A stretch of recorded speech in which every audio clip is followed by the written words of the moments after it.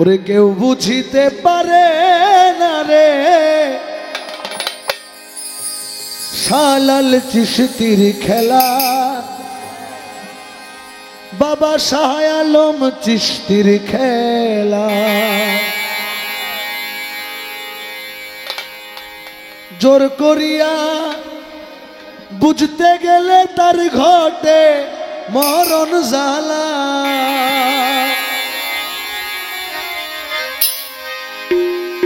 ওরে জোর করিয়া বুঝতে গেলে তার ঘটে মরণ জ্বালা। কেউ বুঝিতে পারে না রে কামেল পীরের খেলা। এইসব চিশতিয়া দরবার, কাদরিয়া দরবার বা যারা আল্লাহর জাতের সাথে মিশে যায়, এনাদের খেলা বোঝা বড় দায়। যেমন জালালউদ্দিন রুমি সাহেবের নাম শুনছেন না আপনারা, যিনি মসনবী শরীফ লিখেছেন। জালালউদ্দিন রুমি, রোম শহর। ওনার পীর সাহেব ছিলেন শামস তাবরেজ রহমতুল্লাহ আলাইহি। জালালউদ্দিন রুমি সাহেব জীবনে এক ওয়াক্ত নামাজও কাজা করে নাই। ওনার হোল লাইফে এক ওয়াক্ত নামাজও কাজা করে নাই। কিন্তু উনি যেদিন শামস তাবরেজের দেখা পেয়েছিলেন, অনেক ঘটনাক্রমে যখন তিনি শামস তাবরেজের ভক্ত হলেন, একদিন ঘটনাক্রমে মৌলানা জালালউদ্দিন রুমি ওনার পীর সাহেব শামস তাবরেজ রহমতুল্লাহ আলাইহিকে বলতে লাগলেন যে মুর্শিদ, আমি একবার হলেও আল্লাহর রসুলকে দেখতে চাই। ওনাকে তো কখনো দেখলাম না, একবার হলেও দেখতে চাই। তখন শামস তাবরেজ রহমতুল্লাহ আলাইহি বললেন যে আজকে রাতে এশারের নামাজ না পড়ে ঘুমাবা, এশারের নামাজ না পড়ে ঘুমাবা। তখন জালালউদ্দিন রুমি চিন্তা করলেন যে দুনিয়ার সব পীর সাহেব কয় নামাজ পড়তে, না আমি কেমন পীর ধরলাম এ কয় ছাড়তে, ব্যাপারটা তো বুঝলাম না। এশারের ওয়াক্ত হয়ে গেল, ওনার জীবনে এক ওয়াক্ত নামাজ কাজা নাই। আজান যখন হয়ে যায় উনি চিন্তায় পড়ে গেলেন যে আমি কেমনে নামাজটা ছাড়ি। কষ্ট কইরা সুন্নতটা ছাড়তে, ফরজটা ছাড়তে পারে নাই, পড়ে ফেলছে।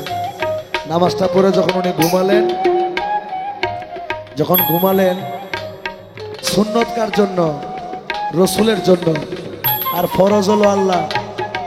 নামাজটা না পড়ে যখন ঘুমাইলেন, স্বপ্নে রাসূল সাল্লাল্লাহু আলাইহি ওয়াসাল্লাম এসে বলে, হে রুমি, কি এমন হলো তুমি আমার সুন্নত নামাজটা ছেড়ে দিলা? যখন স্বপ্নে রসুলকে দেখলেন, দৌড়ে গেলেন আবার পীরের কাছে, শামস তাবরেজের কাছে। বলে মুর্শিদ, আমি তো রসুলকে স্বপ্নে দেখছি। কয় কেন, তুমি কি আল্লাহকে দেখো নাই? কয় না। কয় তার মানে তুমি ফরজটা পড়ে ফেলছিলে। সুন্নত রসুলের, সেজন্য রসুল আসছে। ফরজটা যদি আমার কথা মতো ছাড়তা, আল্লাহ এসে জিজ্ঞেস করতো যে আমার ফরজটা কেন ছেড়ে দিলা? জোর করিয়া বুঝতে গেলে তার ঘটে মরণ জ্বালা। ওকে হুজুর করিয়া বুঝতে গেলে তার ঘটে মরণ জ্বালা। কেউ বুঝিতে পারে না রে কামেল পীরের খেলা, বাবা শালাল চিশতির খেলা। ওকে হুজুর করিয়া বুঝতে গেলে তার ঘটে মরণ জ্বালা। কেউ বুঝিতে পারে না রে শালাল চিশতির খেলা, ও বাবা শালাল চিশতির খেলা।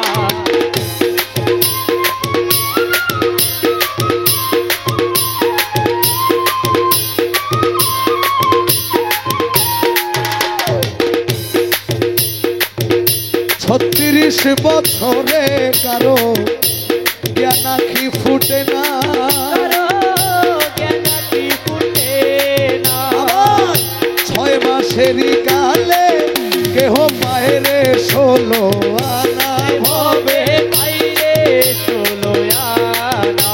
মুর্শিদ যারে ইচ্ছা তারে দিয়া মিলায় তৌহিদের মেলা। ও মুর্শিদ যারে ইচ্ছা তারে দিয়া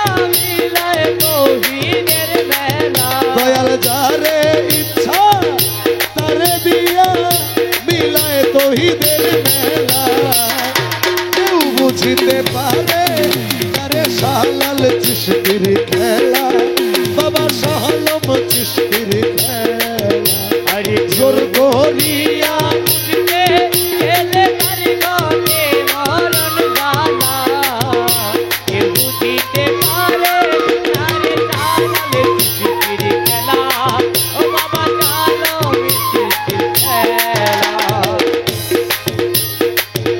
জোর করিয়া পীরের বস্তু নিতে নাহি পারে উপযুক্ত হইলে তুমি ডাইকায় আনবে ঘরে পীরে তোমায় ডাইকায় আনবে ঘরে পীরে তোমায় আনবে ঘরে জোর করিয়া পীরের বস্তু কেউ নিতে নাহি পারে নিতে নাহি পারে উপযুক্ত হইলে তুমি ডাইকায় আনবে ঘরে পীরে তোমায় ডাইকায় জমবে ঘরে দূর করিয়া দিবে তোমার এই ভবের যত জ্বালা আরে দূর করিয়া তোমার এই ভবের যত জ্বালা আরে দূর করিয়া দিবে তোমার এই ভবের যত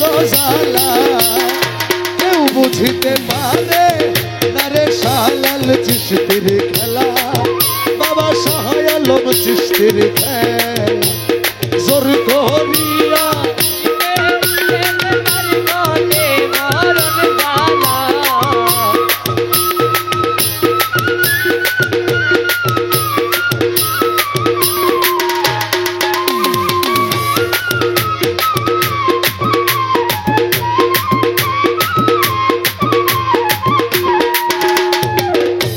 পীরে তোমায় যাই করে তাই গোটাতে খুশি কিছু জিজ্ঞেস করতে গেলে তুমি হইবা ভবে দোষী ভবে হইবা তুমি ভবে হইবা পরে খুশি ওরে তা না হইলে গলে পড়বে কলঙ্কেরি মালা আরে বানা হইলে করবে কলঙ্কেরি মালা ওরে তা না হইলে গলে পড়বে কলঙ্কেরি মালা কেউ বুঝিতে পারে না রে শাহলম চিশতির খেলা ও বাবা খেলা শাহলাল চিশতি আউলিয়া আমার জালাল চিশতি আউলিয়া শাহলম চিশতি আউলিয়া চিশতি আউলিয়া সজীব শাহ বাবন শাহ আউলিয়া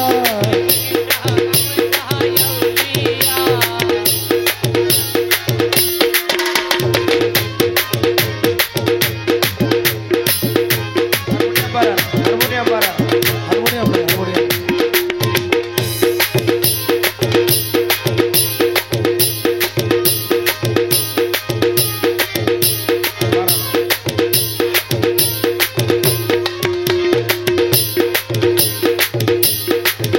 অমাবস্যা রাতে মুর্শিদ দেখাই চাঁদের আলো অগত ভাঙা নৌকা দিয়া মুর্শিদ সাগর পাড়ি দিল রে ভবে ভবে সাগর পারি দিল রে ভবে সাগর পারি দিল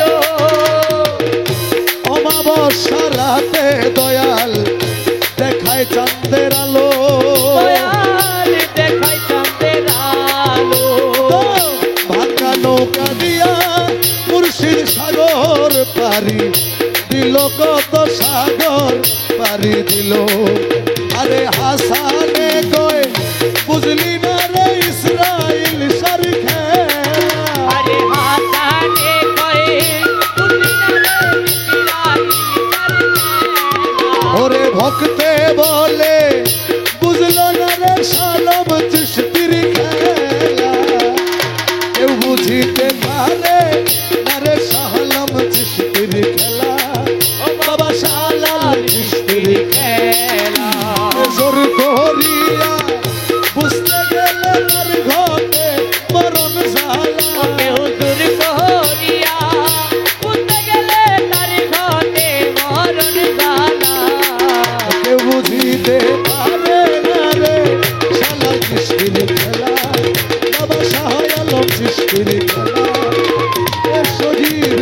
ইশকের খেলা